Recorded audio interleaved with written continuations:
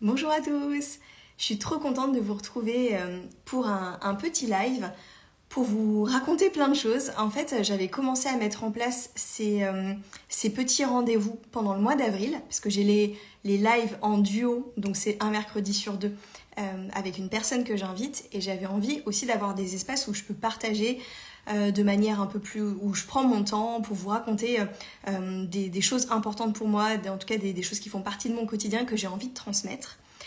Et j'ai commencé à le faire au mois d'avril, et c'est vrai que le mois de mai est arrivé avec les ponts, avec du coup des semaines assez raccourcies, et j'ai pas pu continuer ce nouveau rendez-vous. Mais j'avais vraiment à cœur de le reprendre, et d'autant plus qu'il y a quelque chose que j'ai envie de partager depuis un moment, justement autour de plein de choses qui se passent pour moi, plein de prises de conscience que j'ai. Et justement, je me dis, Marion, n'attends pas trop, parce qu'en fait, au bout d'un moment, enfin, quand c'est plus, je disais hier à une de mes coachées, justement, quand c'est plus le moment, c'est plus le moment. Dans le sens que je vois à quel point, dans mon lancement d'activité, je passe par tellement de phases, j'apprends tellement de choses, voilà, ça va hyper vite, en fait, dans les prises de conscience, que voilà, j'avais vraiment envie de partager déjà ce qui est là pour moi maintenant, parce que peut-être que déjà d'ici l'été et encore à la rentrée, mais je pense que ça sera à nouveau une autre phase en fait. Donc voilà, je suis hyper contente d'avoir cette fenêtre de tir ce mercredi après-midi et de me dire là, c'est bon, tu peux le faire. Donc voilà, qu'est-ce que je voulais vous partager? Donc c'était un peu, je voulais faire un petit, peut-être pas bilan le terme, mais effectivement un petit point sur cette première partie de l'année 2023 pour moi, en termes de quels ont été les challenges que j'ai pu rencontrer et finalement qu'est-ce que j'ai pu mettre en place pour me soutenir et m'accompagner dans ces difficultés. Et c'est pour ça que j'ai aussi envie de le partager, parce que ça peut être des pistes pour vous, si ça fait écho, si vous êtes vous-même en lancement d'activité, ou même que ce soit pas en lancement d'activité, mais on a tous des challenges qu'on traverse dans nos vies, et ça peut toujours être des petites choses que vous allez prendre et pouvoir ensuite appliquer. Donc voilà, c'est pour ça que j'avais vraiment à cœur de le partager. Heureusement que j'ai mon petit verre d'eau à côté, parce que je sens que j'ai la gorge un peu cassée. Alors, donc pour vous donner un peu de contexte, en 2022, c'était une année assez exceptionnelle pour moi. C'était la fin de ma formation au Sénato en naturopathie. Donc pendant 6 mois, les 6 premiers mois, j'avais cours. Ensuite, c'était un peu en quelque sorte mes dernières vacances scolaires avec les révisions et en septembre les examens. Et donc, voilà, enfin être totalement libre de lancer mon activité à la rentrée 2022. Et en fait, j'ai été portée toute cette année par un espèce de feu assez incroyable. Je me sentais, je prends vraiment souvent cette métaphore, c'était un peu comme dans une rampe de lancement. Donc peut-être le feu de la fusée qui décolle, mais j'avais cet élan, cette énergie, cette envie d'y aller, de me lancer, en fait vraiment de créer cette nouvelle activité, parce que quelque part l'école c'est une pause, c'est un moment où ok on se nourrit, tout ça, mais et on est déjà dans une construction de quelque chose, mais j'avais vraiment cette envie d'y aller, quoi, vraiment. Et donc j'ai été portée par cette flamme pendant toute l'année 2022. Et il y avait aussi quelque chose de très confortable en 2022 pour moi, c'est que en fait quand j'ai quitté mon métier que je faisais auparavant, quand je travaillais chez L'Oréal, je travaillais dans les cosmétiques, donc du coup j'étais salariée. J'ai quitté et j'ai eu du coup 2 ans de chômage. Et tout 2022 était couvert par ce chômage. Donc il y avait une forme aussi peut-être, je dirais, d'insouciance. Et même si le but c'était de me lancer pour ensuite gagner le plus rapidement possible ma vie et donc mettre en place tout ce qu'il faut pour... Voilà, j'étais vraiment plus dans une logique finalement de pré-lancement. Et parce qu'il y avait ce filet de sécurité qui est hyper confortable en fait. Enfin, c'est vraiment une chance d'avoir ça et j'en suis hyper reconnaissante. Et quand l'année 2023 a démarré, je me rappelle qu'au moment où je me suis souhaité mes intentions, mes vœux à moi-même en quelque sorte pour cette année, l'enjeu était pas du tout le même. Justement, il y avait un enjeu. C'est que je savais que normalement d'ici l'été, mon chômage allait s'arrêter. et que du coup ce filet de sécurité et ce confort, il allait disparaître, et que je me fixais cet objectif de vouloir, au moment où mon chômage s'arrête, en fait, en quelque sorte, gagner à peu près la même chose, comme si finalement c'était invisible en fait, enfin il n'y avait pas, ça créait aucun changement en fait. Donc un objectif quand même assez ambitieux, qui pour autant est pas impossible. Moi je pense de plus en plus que rien n'est impossible, mais qui voilà est ambitieux dans en tout cas un lancement dans ce type de métier, dans thérapeute, où on dit souvent qu'un lancement d'activité c'est plutôt 3 ans. Donc voilà, je suis partie un peu bille en tête avec cet enjeu-là. Il y a autre chose, c'est que j'ai basculé, j'ai vu vraiment un changement entre 2022 où il y avait ce feu de l'impulsion. Vous savez, comme on dit par exemple, le bélier c'est le premier signe du zodiaque, c'est un signe de feu, et c'est un peu le feu qui allume l'étincelle qui va allumer la mèche, là, le point de départ. Voilà, il y avait cette énergie d'impulsion, et 2023, je sentais que c'était pas cette énergie-là. Pourquoi ? Parce que, tout simplement, en fait, cette énergie le feu du décollage de la fusée, si je reprends cette métaphore, en fait, il tient pas sur la durée. C'est justement, ça s'appelle un décollage. Mais après, il y a une autre phase que j'avais pas en tête, puisque forcément, mon enjeu en 2022, c'était me lancer.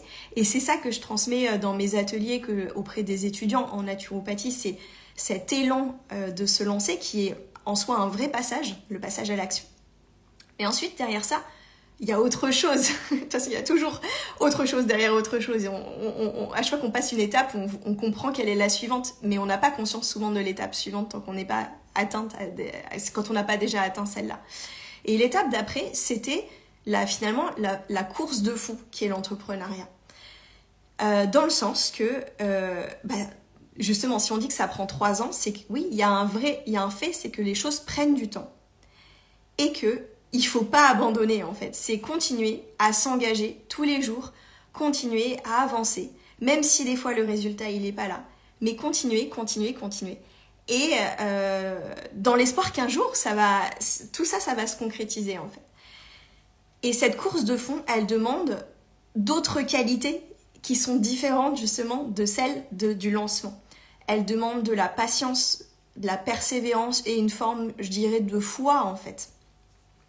Et voilà, je m'attendais pas forcément à en fait basculer déjà dans cette phase, et que en fait ce changement d'étape, mais comme à chaque fois, ça demande de se réajuster. Et justement, en 6 mois, j'ai vu plein de changements des outils, et c'est ça que je voudrais vous partager. Déjà, ma première prise de conscience, ça a été que en fait la passion de faire ce que je fais, c'était toujours la même. Il y avait toujours des gens intéressés par ce que je proposais. En fait, j'ai eu vraiment cette chance, c'est que dès que j'ai lancé mon activité l'année dernière, j'ai eu des clients. Et ça n'a jamais... pour l'instant, je touche du bois, je n'ai jamais eu une période sans clients. Il y a des périodes plus creuses que d'autres, mais j'ai toujours des personnes qui viennent à moi, que ce soit pour la naturopathie ou maintenant pour le coaching, ou des entreprises. Il y a toujours un niveau d'activité en fait. Donc ça, c'est vraiment une chose ultra précieuse. Et ce que je voulais dire, c'est que même si la passion était toujours là, et les clients aussi, en revanche, c'est comme si c'est mon monde intérieur qui avait changé en fait.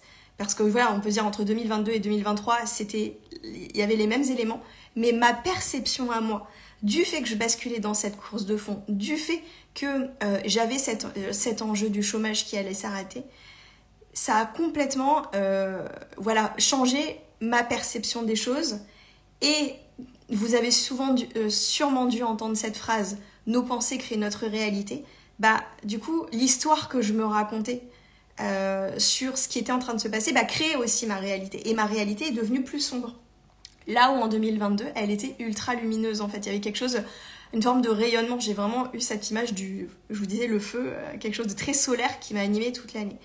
Et voilà, en ce début d'année, en fait, cette bascule, elle est arrivée déjà à la toute fin 2022, c'est-à-dire, moi j'avais fait un calendrier de l'Avent, peut-être que vous me suivez à cette époque ou pas, donc j'avais fait un petit calendrier de l'Avent, pareil dans la joie de transmettre autour de la naturopathie, chaque jour je partageais un tips, et j'ai eu énormément de retours de personnes qui ont adoré ce calendrier. Et en même temps que je le faisais, y avait, c'est vrai que cette joie, et il y avait en même temps la réalité que c'était le mois de décembre, la fin de l'année, le moment où l'énergie, elle est très basse. En plus de ça, je crois que j'ai chopé la grippe à un moment. Et en fait, quand j'ai fini ce calendrier sur les rotules, parce que même s'il y avait ce feu qui allait, cette énergie, au bout d'un moment, mon énergie, elle a pas suivi. Et donc, j'ai eu ce truc de fin d'année d'épuisement total pendant les vacances de Noël et de forme de dépression, au sens vraiment, là, il y avait plus de pression, quoi. C'était, là, vous voyez le ballon qui perd tout son jus, tout son air. Et qui se dégonfle complètement et tout. Et je me sentais presque aspirée par le bas. Il y avait vraiment... je sentais énergétiquement. Donc, je me suis dit, oula, comment je vais rebondir ? Et sachant que, justement, vu qu'il y avait l'enjeu, il n'était pas question de se reposer maintenant, hein, cocotte. J'avais ce truc-là de dire, tu veux te reposer là ? Non, regarde ce qui t'attend là. On y va. Et du coup, alors que justement, je prône de m'écouter, tout ça, il y avait ce conflit intérieur entre mais j'ai envie de m'écouter et j'ai envie de me reposer et de prendre soin de moi, mais je peux pas en fait. Enfin, encore une fois, je peux pas, c'est l'histoire que je me racontais, mais non, mais moi là, il faut que je vive de mon activité, donc il faut que j'y aille, il faut que je lance mon site internet, il faut que je communique, il faut que j'ai des clients. Donc voilà un petit peu cet état. Et en même temps, il y a eu le fait que assez rapidement, j'ai eu des journées où vraiment je craquais, tout simplement. Je me mettais des fois à pleurer sans savoir pourquoi, à avoir une forme de désespoir très profond et un désespoir genre je vais jamais y arriver. Et je me rappelle de cette phrase, je vais jamais y arriver, une forme de désespoir en fait. Et comme je vous dis, c'était pas tout le temps, mais quand ça arrivait, c'était d'une force. Et je me suis dit, waouh, c'est chaud en fait d'être au contact de ça en fait. Et d'ailleurs, alors ça allait plutôt bien niveau santé, j'ai pas eu, à part cette grippe effectivement qui est arrivée. Mais il s'est passé aussi quelque chose, c'est que ma peau m'a trahi. Et moi, vous savez que j'ai souvent partagé, j'ai beaucoup travaillé dans la cosmétique avant et dans la dermatologie, et j'ai cette connaissance du coup de la peau et ce lien entre la naturopathie et la peau. Et la peau, c'est le reflet de notre système nerveux.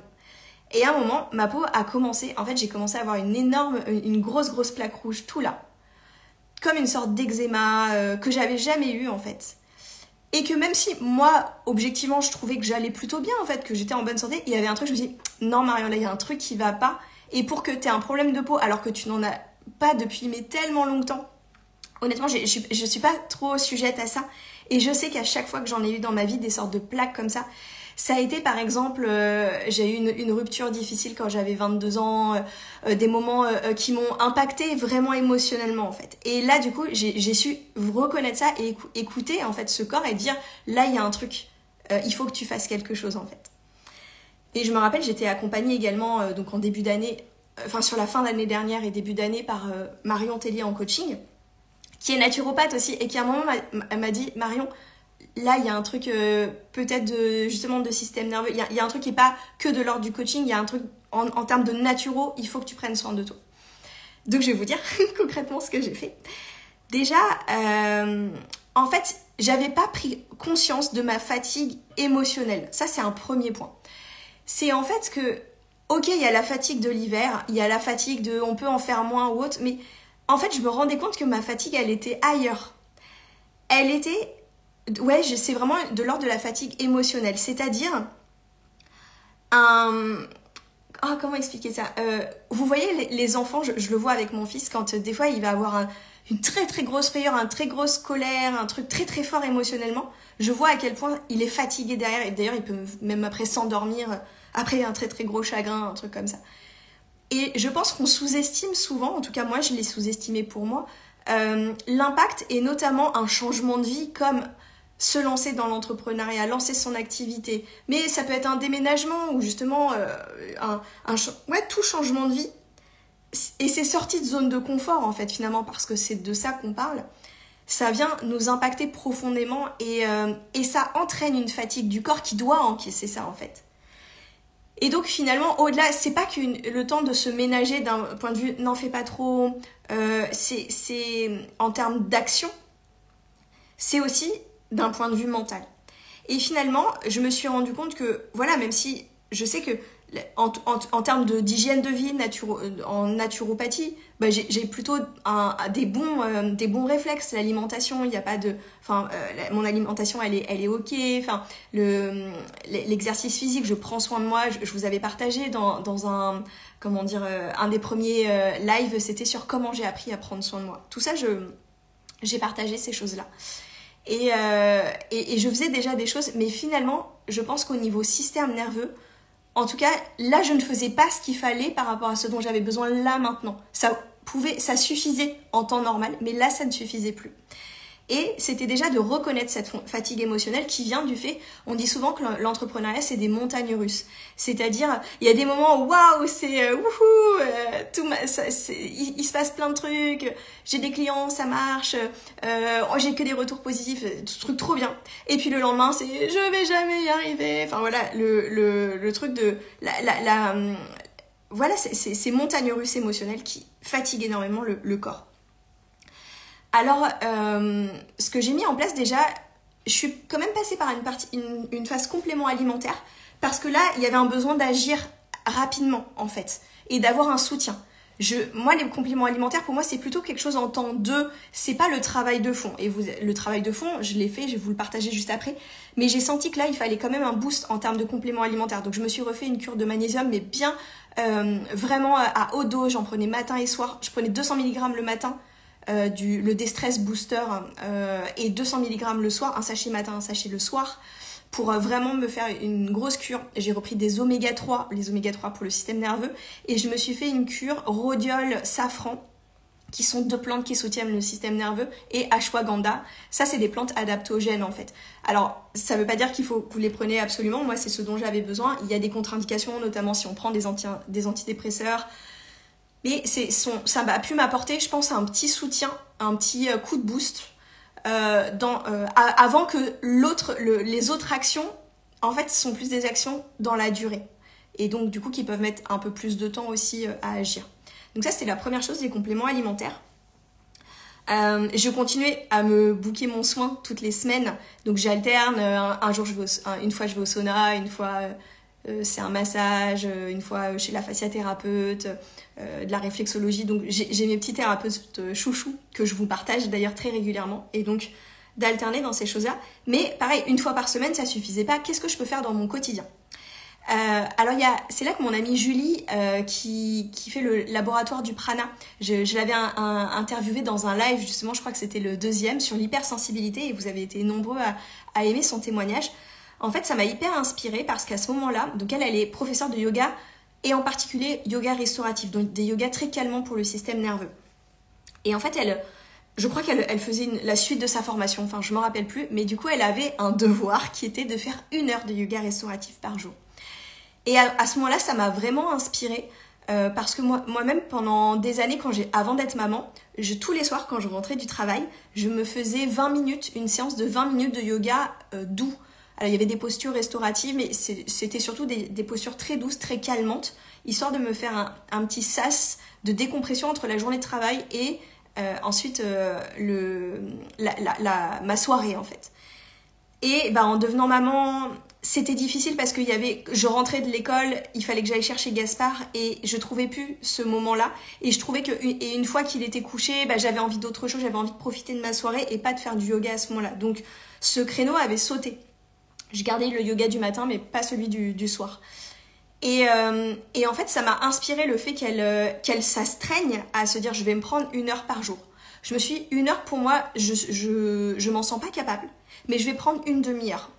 Et donc, je crois que c'est vers février, janvier-février, j'ai décidé de arrêter de travailler une demi-heure plus tôt, avant d'aller chercher mon fils, et de prendre cette demi-heure pour faire un yoga restauratif.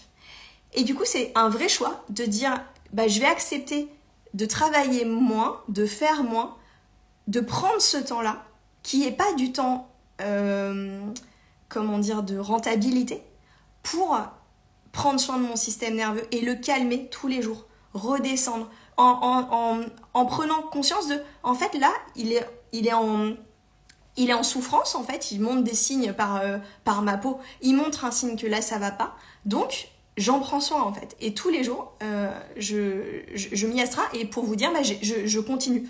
Je n'ai pas arrêté. En tout cas maintenant, je me suis dit, en fait, tant que je suis en lancement d'activité, que j'en ressens le besoin, et ça m'a fait un bien fou en fait, de reprendre cette demi-heure et en plus même de savoir qu'elle est là à la fin de la journée.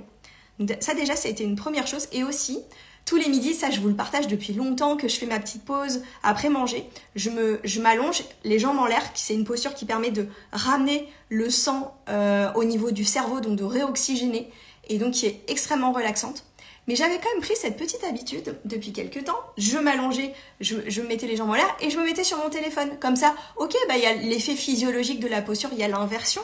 Mais du coup, je vais scroller vite fait Instagram parce que c'est vrai que j'essaye, moi, de pas aller sur Instagram pendant la journée pour pas me disperser. Mais du coup, là, c'est ma petite pause. Mais en fait, quand je fais ça, je relâche pas mon système nerveux, en fait. Encore une fois, je suis dans le mental.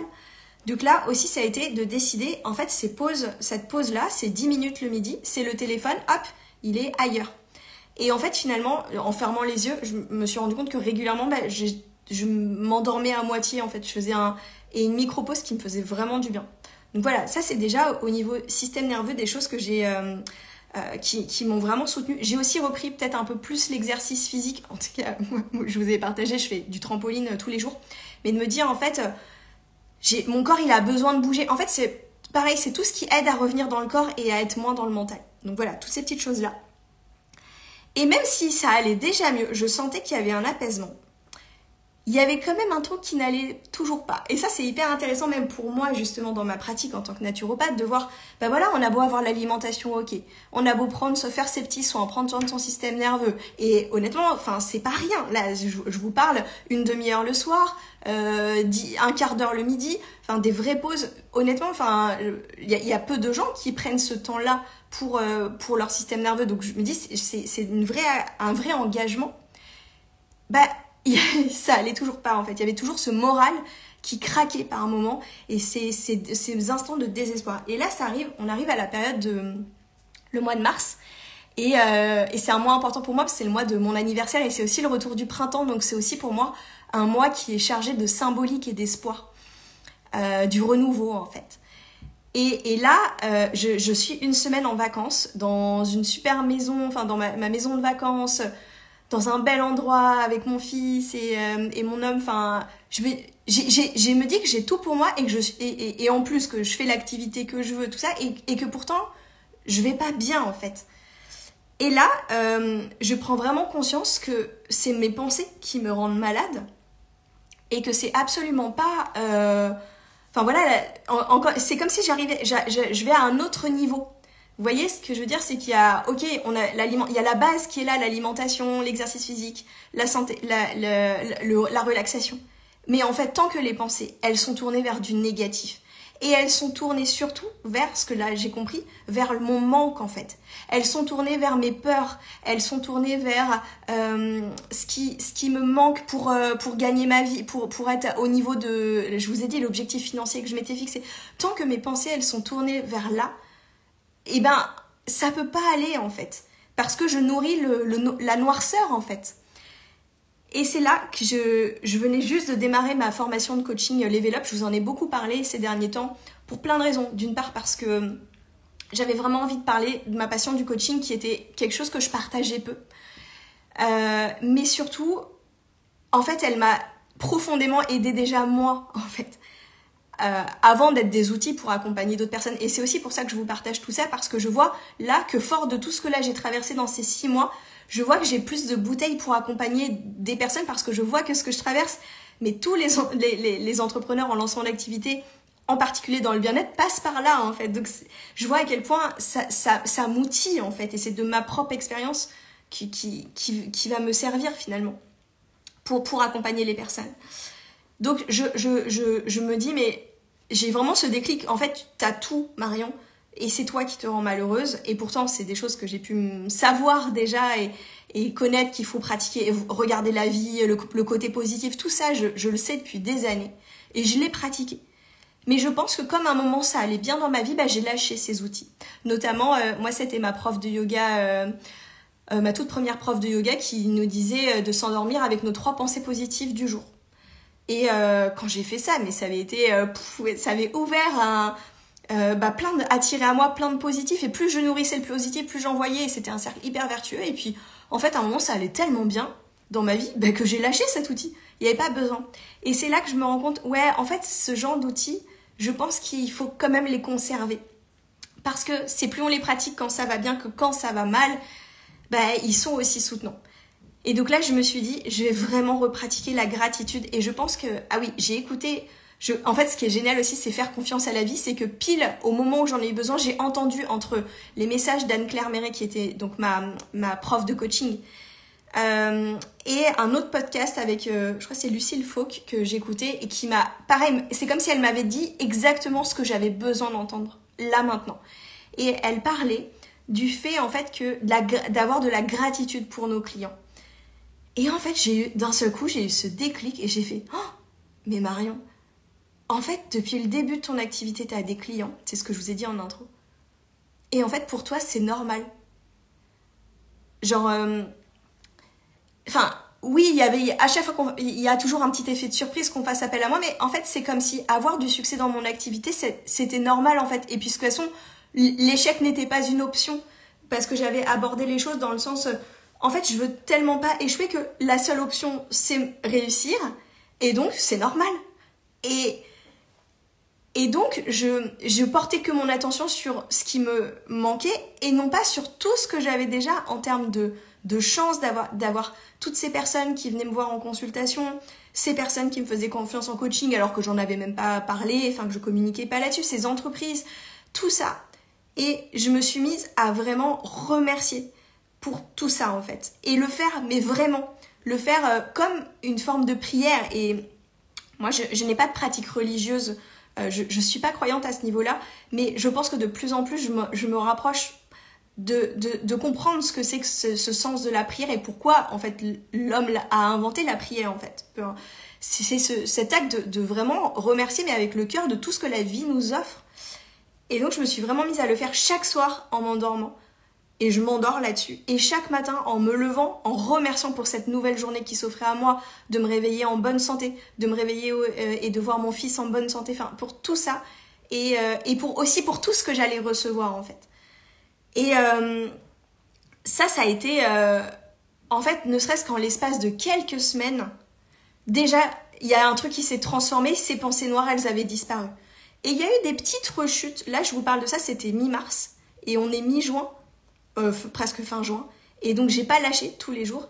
Et honnêtement, alors oui, en plus il fait beau et on va vers cette période de l'année qui est peut-être plus facile, c'est vrai, mais le fait de ne pas lâcher ça, ça a complètement changé cet état d'esprit. Et surtout par rapport à ma relation à l'abondance, notamment parce que c'est de ça qu'on parle aussi, c'est de la peur du manque d'argent, et à quel point en fait dès qu'on touche à la peur financière, ça vient toucher justement des peurs très profondes et des instincts de survie, d'où je reviens sur le système nerveux, d'où le fait que ce soit un vrai stress, même si c'est pas un stress réel, on n'est pas en danger de mort, mais la peur du manque d'argent fait naître en nous des peurs et qui sont très probablement des peurs même qui nous appartiennent pas, qui sont de nos ancêtres, qui ont peut-être manqué, de plein de choses comme ça, parce qu'on a tous dans nos histoires familiales des gens qui ont pu souffrir de ça, donc il y a peut-être aussi de cet ordre-là. Et cette gratitude, à un moment, je crois que c'était au mois de mai, où le mois de mai a été un mois incroyable pour moi, d'un seul coup, je me suis arrêtée et je me suis dit, mais j'ai déjà tout, en fait. J'ai tout ce que... à quel point je suis chanceuse et j'ai tout dans ma vie, et justement, même de prendre conscience que j'avais cette chance d'avoir le chômage, mais que j'avais quand même une activité à côté, et que à quel point j'étais soutenue. Je sais pas, il y a eu un truc où, à un moment, j'ai une forme de béatitude. En fait, voilà, c'est ça, je cherchais le mot depuis tout à l'heure, une forme de grâce, en fait. Et qui me donne, je trouve, en fait, de la toucher du doigt. Je me rends compte qu'être touchée par cette forme de grâce et de béatitude pour ce qu'on reçoit, et ça m'émeut de vous en parler. En fait, d'être touché par ça, c'est comme une forme d'immunité par rapport à ce qu'on traverse, en fait. Il y a comme je pense vraiment une sorte de bulle, une sorte de rayonnement en fait. Ça me donne chaud tout ça. Et donc voilà, cette pratique de la gratitude qui a été clé. Et ensuite, et je vais ouvrir la fenêtre quand même, j'ai un peu chaud. J'ai bientôt fini, mais j'ai quand même encore des petites choses à vous partager. C'est que dans ma formation Level Up, il y avait aussi tout un volet autour de se recentrer. De recentrer son énergie, de travailler sur son énergie. Et j'ai souvent dit d'ailleurs, notre énergie, c'est notre première ressource en fait. Et je sais, via la naturopathie. Mais encore une fois, il y a le savoir dans la théorie et même l'appliquer en fait. Mais comment on peut encore aller toujours plus loin? Et donc, j'ai commencé à chaque matin après mon yoga en fait à vraiment reprendre ce temps de me recentrer sur moi-même, de faire une méditation où je me visualise en fait dans ce que je souhaite. Voilà, je fais cette gratitude. Je visualise ce que je souhaite pour ma vie. Et j'ai vraiment je me répète également des affirmations positives. Des affirmations de vraiment, encore une fois, de ce que je me souhaite en fait. Comme s'il ancrait déjà dans la réalité. Et ce fait de se recentrer chaque jour, matin et soir, ben en fait, je trouve que ça me guide, en fait, ça vient m'éclairer. Et surtout, un autre point clé que j'ai compris, c'est de lâcher le comment. Parce que à chaque fois que j'étais dans le « je vais jamais y arriver » ou le « comment je vais y arriver », à chaque fois que je panique sur « mais comment je vais faire ? Comment je vais y arriver ?» En fait, je monte dans mon mental et là, toutes les peurs, elles arrivent comme ça et je me sens assaillie. Et en fait, finalement, je me suis rendu compte que moi, mon seul job, c'est de m'engager pleinement dans mon quotidien, dans mes actions, de croire à mon activité et d'y croire surtout pour moi-même, en fait, en y connectant chaque jour. Et c'est ça, mon job. Et le comment, ça, c'est la vie qui va me l'amener. Et déjà, en fait, d'avoir fait ça, au mois de mai, j'ai eu plein d'opportunités et j'ai réalisé mon meilleur chiffre d'affaires, vraiment. Et je m'y attendais pas du tout. C'est comme si la vie m'apportait des réponses d'elle-même et des réponses que je pouvais pas anticiper parce qu'encore une fois, quand on est dans son espace mental du « mais comment on va faire ?» on peut pas avoir les réponses puisqu'on, par définition, on n'a pas de boule de cristal et on ne sait pas comment les choses vont se passer.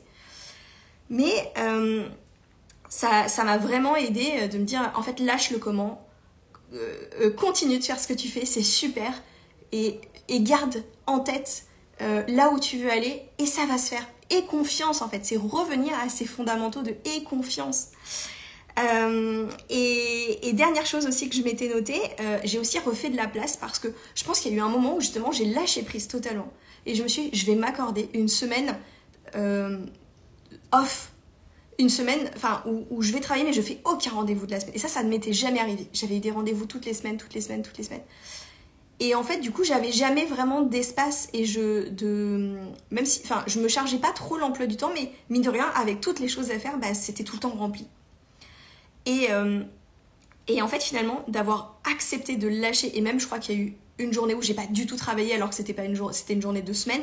Et pareil, je me suis dit, mais Marion, t'as pas choisi l'entrepreneuriat, qui est la liberté de faire ce que tu veux, quand tu veux, pour finalement avoir ce même...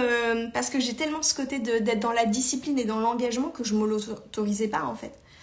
Et là, de lâcher prise là-dessus, et ben en fait, ça m'a enfin donné du temps pour faire des trucs qui étaient sur ma to-do list depuis perpète, comme je voulais relancer mes ateliers de naturopathie pour les étudiants, et j'avais pas le temps.